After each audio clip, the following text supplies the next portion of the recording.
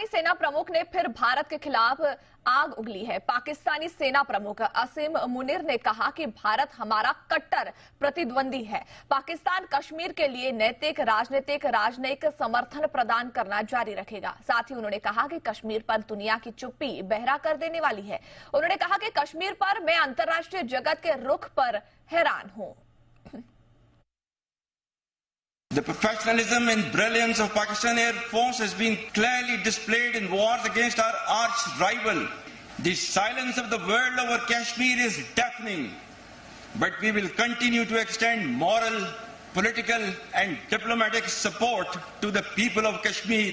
Threats in the forms of terrorism, shadow proxies, challenging economic environment. दुनिया पर खतरे की एक और बड़ी खबर आई रूस और यूक्रेन युद्ध से। रूस पर केमिकल हमले का एक आरोप लगा है। अमेरिका का दावा है कि पुतिन की सेना ने एक केमिकल से अटैक किया है जो एक बार में ही सैकड़ों लोगों की जान ले सकता है। ऐसे में सवाल उठता है कि क्या रूस और यूक्रेन के युद्ध से धरती पर एक नया खतरा मंडरा रहा है।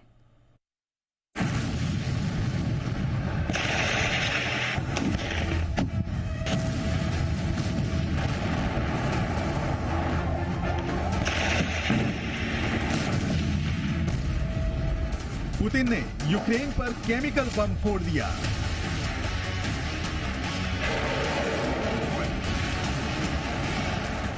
खबर है कि रूस यूक्रेन के बीच केमिकल युद्ध शुरू हो गया है। रूस पर आरोप लगे हैं कि उसने यूक्रेन के सैनिकों पर एक खास केमिकल इस्तेमाल किया है जिसकी कम मात्रा से भी सैकड़ों लोगों की जान जा सकती है। अमेरिका ने रूस पर यूक्रेन में क्लोरोपिक्रिन के इस्तेमाल का आरोप लगाया है। ये इतना खतरनाक है कि इसकी छोटी सी बूंद कई लोगों की जान ले सकती है। इसके असर से दम घुटने से किसी भी इंसान की जान चली जाती है। किसी इलाके में इसे इस्तेमाल किया जाए तो इस गैस का असर काफी देर तक हवा में रहता है। दावा है कि फरवरी 2024 में भी रूस ने 250 बार इस केमिकल से हमला किया है। प्रथम विश्व युद्ध में भी जर्मनी की सेना ने इस केमिकल का इस्तेमाल करके तबाही मचाई थी।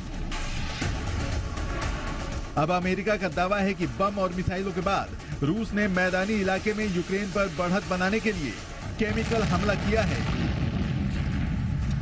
दावा यह भी है कि इसका इस्तेमाल एक बार नहीं बल्कि कई बार किया गया है और ये अंतर्राष्ट्रीय कानून का उल्लंघन है जिसके तहत केमिकल हथियारों के इस्तेमाल पर प्रतिबंध है।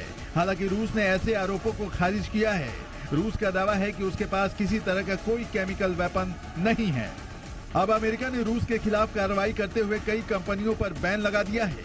इसमें रूस के अलावा वो कंपनियां भी शामिल हैं जो रूस के साथ व्यापार कर रही हैं। कुल मिलाकर 300 नए प्रतिबंध लगाए गए हैं। साथ ही चीन, अजरबैजान, बेल्जियम, स्लोवाकिया, तुर्की और यूएई की कुछ कंपनियों पर भी बैन लगाया गया है।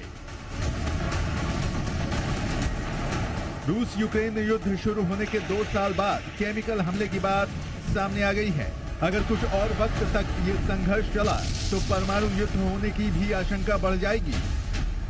ब्यूरो रिपोर्ट, जी मीडिया।